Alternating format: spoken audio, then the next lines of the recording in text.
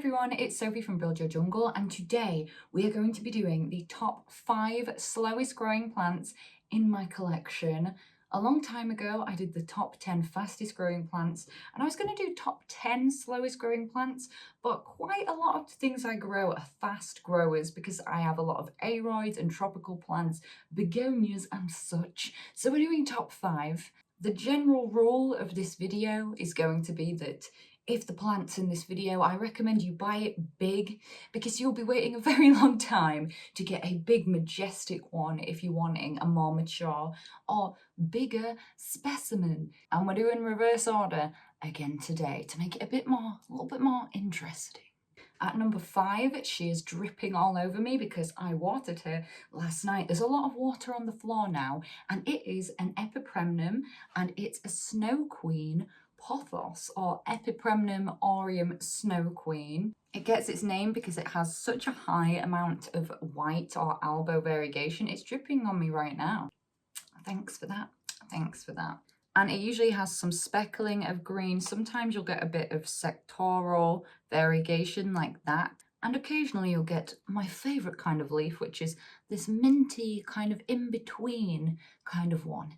It's a bit magical. I got this one from a Facebook plant group, and it did have that flower pot fungus at one point. I saved it and I decided to split it into 2 props because I've now got 2 separate ones growing here, because that's something that you can always do to speed up the growth of slow growing plants, or at least to have the illusion of speeding up the growth, is to have it growing from multiple vines, because at least if it's super slow at putting out a leaf, it's going to be doing more than one at once, hopefully. I just flipped everybody off. I didn't mean to do that. Hopefully. This one is working on a little new leaf right now. I don't think the other one is though. It just put out this one. And the thing about plants with albo, or the white variegation, like Miss Beautiful Monstera albo over here, is that they usually do have a lot slower growth because plants need to use chlorophyll, which is in the green parts of the leaves, to photosynthesize and make energy so that they can carry on growing into big, healthy, strong plants. So the plants that have these very white leaves, they need a lot more light, but it can also be a bit of a difficult thing to try and get right because they can always get burnt by the light. I have had this now for I think 2 years, and that is a very, very small amount of growth progress to have made, especially when you consider how fast other epipremnum grow, especially Epipremnum aureum. I mean, I will say that a lot of the Epipremnum pinnatum, like I have the dark blue form, that does grow slower than aureum, but it is nothing on how slow this guy is. But a lot of people really, really like the Epipremnum pinnatum because those are the ones that tend to fenestrate when they're young. My advice would be to get this plant to grow as quickly as it can do, which we can all see is not very quickly at all, to gradually introduce it to higher light so that the leaves don't get burnt, especially if you've got it from a place that is keeping it in lower light, because I think a lot of people just hear pothos and they think, oh, low light, it's fine. It's so darn slow. Right, you're going back up there now because I'm sick of having water all over me. At number 4, I have a grouping, a genus of plants, and it is Hoya. And there are some exceptions to the rules. I will just show you. My Hoya Bella is always growing. This was a tiny, tiny little clipping. It was like that long, and it's just already gone into this big plant, and I can feel that it's quite rooted and probably needs to be repotted, but it's always working on new leaves. So Bella, if you are an impatient lover of Hoyas, Bella is a faster growing one. However, there are a lot that are very, very slow. In the whole time, which has been multiple years that I have owned this Hoya obovata, it has only given me this one leaf.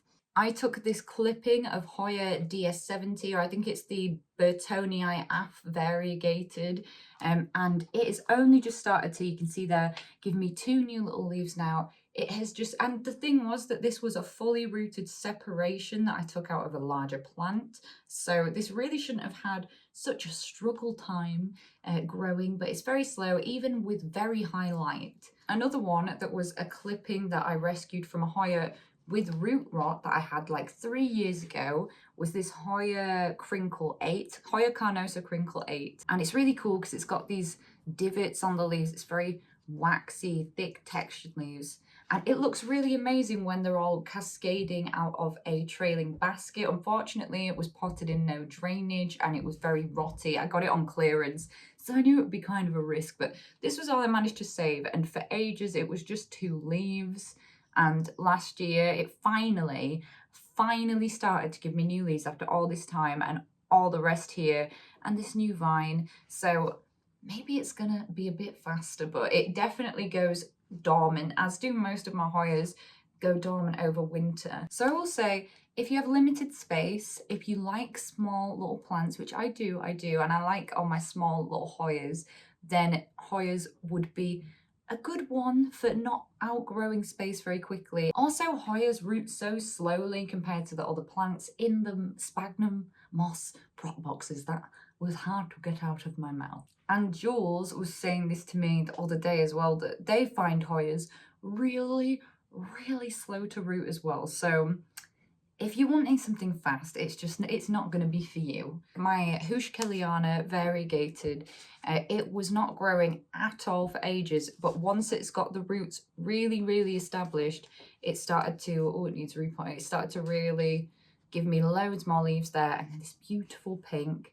And again, this one's a variegated one, and it's one that's responded really much better to very high light. It's only a foot under my grow light at the moment, and it's looking so lovely. I love it. I love the pinkiness. If you like sun-stressed plants, this is a great one. The slowest I've had by far was Crinkle 8 and the Obovata. And also, this one has been quite slow as well. This is the Hoya Croniana Blackleaf. It's just kind of, it gave me a peduncle recently, but then it got bud drop. But I've left it on in hopes that it will not get bud drop again, and I might get some flowers, but it's a bit young.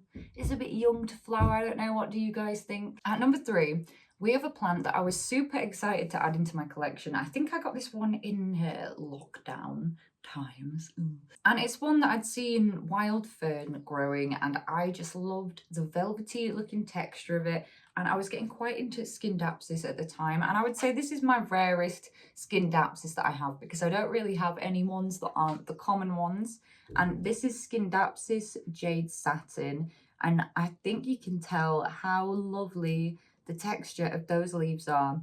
And this is one that actually really does require lower light when people say plants require lower light, because if you start giving this plant too much life, I almost said, I can't give you too much life, but this one started to get a bit bleached, and then I moved it into a darker spot, and then it started to grow for me again. And I've seen that when people have put this in too high light, it actually starts to turn very silver, which some people like, but that is this plant sun stressing. And if you want this deep velvety green colour, then you're going to need to have it in lower light.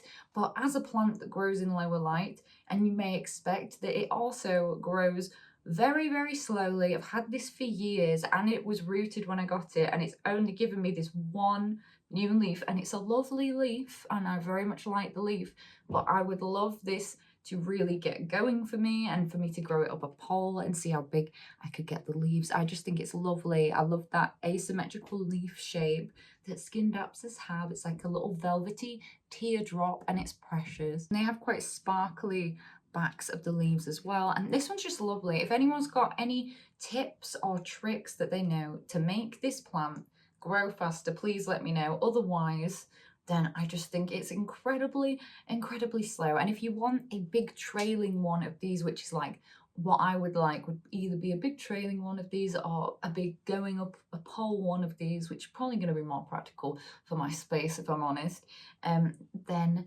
you might have to buy it at that size. And number 2, it's a cactus, and really all cacti seem to grow quite slowly unless they're very, very big. This one has done nothing in terms of, it looks exactly the same as when I got it, but I don't mind. I still appreciate it because it flowers for me every year, and it's lovely. And actually you can just see there's a bud starting to come up there, and it gets like a flower crown of pink flowers that just grow around the top there, and it is so beautiful. But if you miss it, then you miss it, because they seem to open for one day and then they close and it's done. So if you go on holiday, you might miss it. But I can actually see, yes, there's a whole different row of blooms coming up there. Sorry about that crackly sound. There's some soil or rocks or something in the bottom of this pot. Ow, I spiked myself.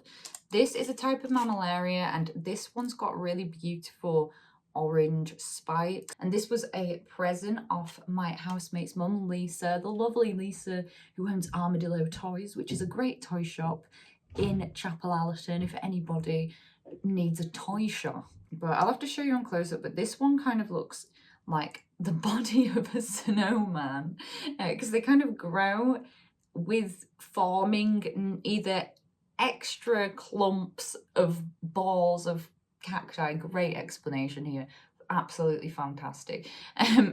So I was expecting it to like form more cactus snowballs like on top of it gradually over time, because my opuntias grow very slowly, and I thought it might be like that, but it's literally not growing at all. So I'm not sure. And it gets really loads of light. It lives on a southwest facing windowsill. I water it like once a month, but a lot of the times longer than that. I gave it some fertilizer a couple of times a year. Maybe it just needs feeding more. I get scared of feeding cacti because it's so easy to overdo it on the fertilizer with plants that grow so slowly like that. Maybe I should just use slow release fertilizer. Maybe that would change things. But as far as I'm concerned, from my experience, from the experience of plenty friends and such, and from the general internet experience, this is a very slow growing plant. So if you want a big one of any type of mammillaria, I would recommend buying one that you are happy with the size of to start with. One that I'm just going to show you that I think is really, really cool that I saw recently as a questionable name is Mammillaria Ladyfingers, and it just looks really cool, like a cluster of little alien fingers. I don't know.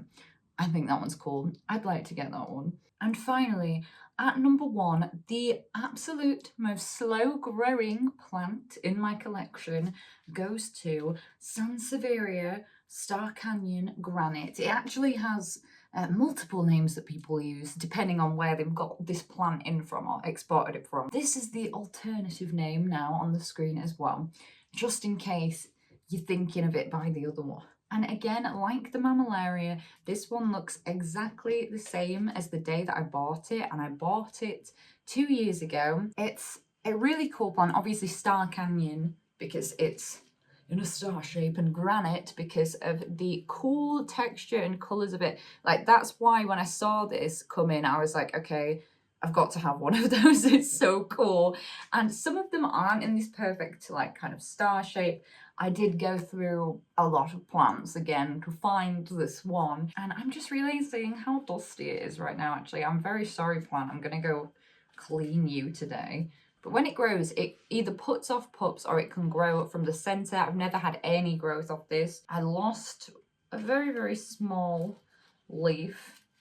This one dried up down there. Maybe I need to water it a bit more. I don't know, but it's a snake plant, so its watering requirements are very minimal. It's a very prehistoric plant. It's a plant that gets so many compliments. It's a plant that when people come and they look around my collection, people always are like drawn in by this one. It's really unusual. They really enjoy it. But the one thing I will say is that if you're buying this, don't expect it to get huge like other snake plants do. For example, oh, I've knocked the camera, we're wobbling. This is the Mikado, and this has grown like twice its size in a year, which is nice.